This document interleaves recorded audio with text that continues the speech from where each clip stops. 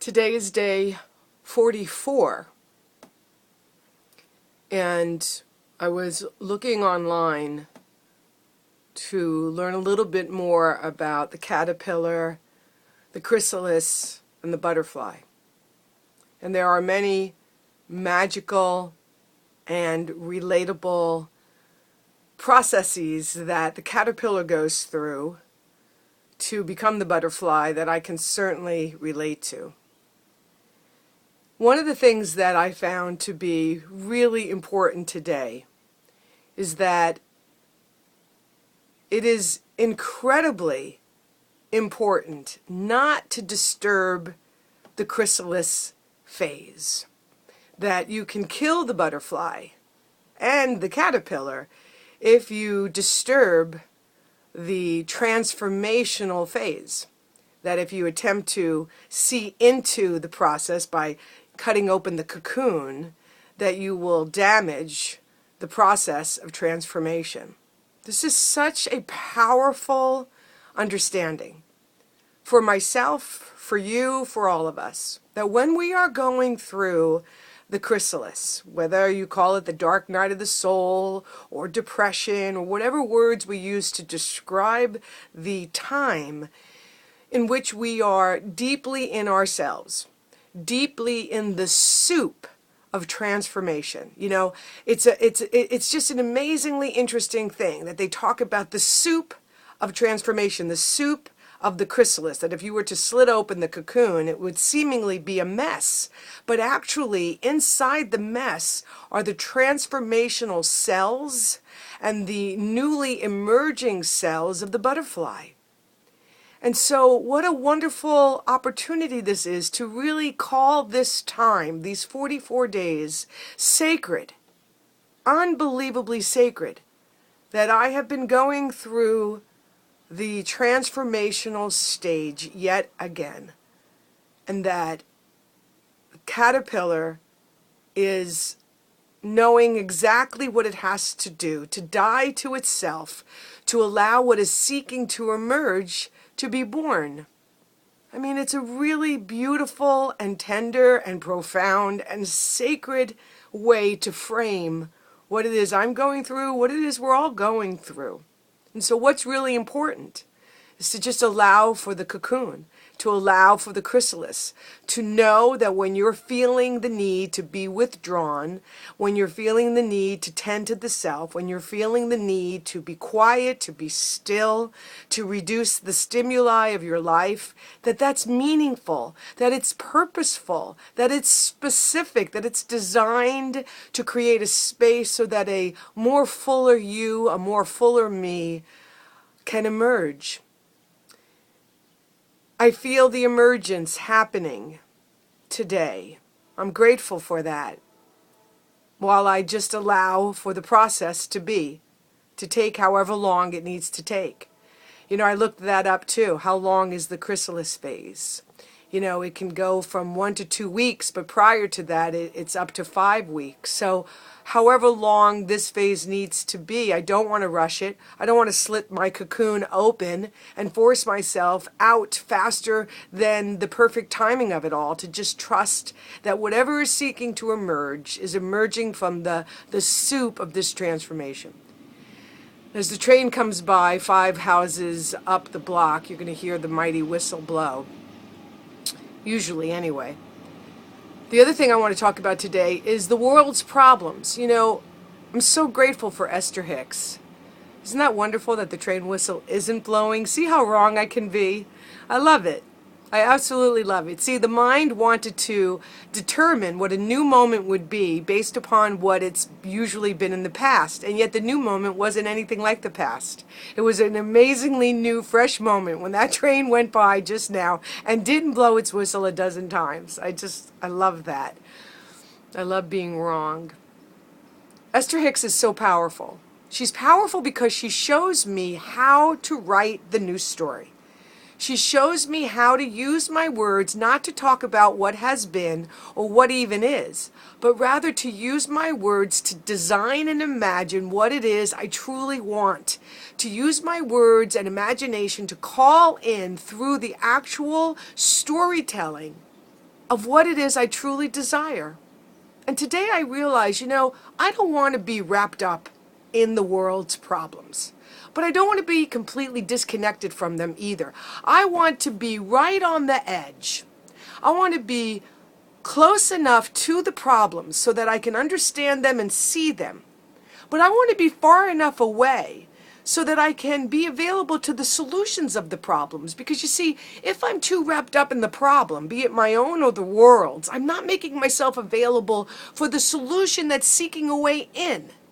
So I want to be right on the edge. I want to be aware of what's happening, but I don't want to be so wrapped up in it that I lose myself to it. I want to be just on the edge so that I'm riding that wave of being aware, of seeing, of understanding, of being just enough in it that the solutions are available to me. I want to be available to the solutions. And if I'm too deep in it, I won't be available to the solutions. If I'm too wrapped up in it, I've given up my space to the thing itself versus be available to that which is seeking to emerge. This is what I want us to understand. That we have an opportunity to be mindful and conscious of riding the edge of what is happening in our country, in our state, in our community, in our family, in our lives. That we have to consciously choose where we are going to stand. I'm consciously choosing today to make myself available to ride that edge, to be conscious of what's happening, to make myself available to what's happening, but to also be available to the solution that's seeking to emerge, that's coming from the outer world of harmony and peace and a world that works for everyone. That I want to catch that solution. I want to catch that vibrational frequency. I want to be available to be the vibrational frequency of the solution. I don't want to be a vibrational match to the problem. And so one of the ways that we do that is by speaking the new way. And it's weird. It's weird to be the one in the group that's speaking the new way because everybody else is talking about the problems. And it's not about judging that. That's just what's theirs to do. But it takes a lot of courage. And it takes confidence and a sense of clarity to be the one that's not speaking about what's happening, that's not reiterating the story, that's not restating the headline, but is coming into the group and saying, this is what the solution could be. This is what we need to imagine from the chaos and the problem. There has to be the people that are holding the vibrational frequency of the solution within the problem. That's what I want to be. I want to be that for myself and for my family and for my friends and for my communities and for this world and this country right now. This is what the power is. This is the power we have as individuals. We, the people. I want to encourage us to really spend some time looking honestly. Where are we putting our attention? And what makes us feel good? Because if being in it is not making you feel good, give yourself permission to ask the question, what is going to make me feel good? How can I be the vibrational answer to this and allow myself to feel good doing it? Because guess what? Everybody wants to feel better than the way we feel. Because this situation is really taxing us. And yet, the contrast is an opportunity to really decide, what do I want to bring to the chaos? We talked about this yesterday. What do I want to bring? And I want to bring the solution. Do I know what the solution is? I have a sense of it. I know the solution is always love. I know the solution is always those high vibrational frequencies, peace, harmony, oneness, service, compassion, right? So let us choose to release some of our mental attention from the world of effects, from the headlines, from the news, and choose to be the place through which the solution can find some space. And then to do that calling. I'm just so grateful today for the vibrational change I'm experiencing. And I've been asking myself a wonderful question that my friend offered to me the other night, which is to really ask myself, what environment is going to best serve me? And though certainly the geographical environment has something to do with that answer, the first answer to that, before the outside answer to that, is the vibrational environment in which I am living. And I get to choose that every single day. What environment best serves me? The vibrational environment that I choose to activate internally, so that no matter where I am geographically, I am emanating that butterfly vibration. It's just a really incredible and powerful morning. And I'm really grateful today that maybe you're watching this video. This is how I feel when I do my radio show. You know, this is something I like I said, these videos are allowing me to have like a daily radio show in video form. Because connecting with you and talking about these things and being active, being live in the moment as things are unfolding are it's very important to me. It's part of what I'm here to do, and it's part of what I'm here to be.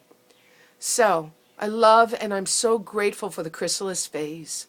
I'm so grateful for the transformational soup that looks like it's a mess, but really, at the center of it, the butterfly's wings are being formed. At the center of it, the caterpillar chooses to eat itself, to digest itself, to die to itself, so that it can create the space for the butterfly to emerge. Wow. Think about this today deeply as it relates to your own life.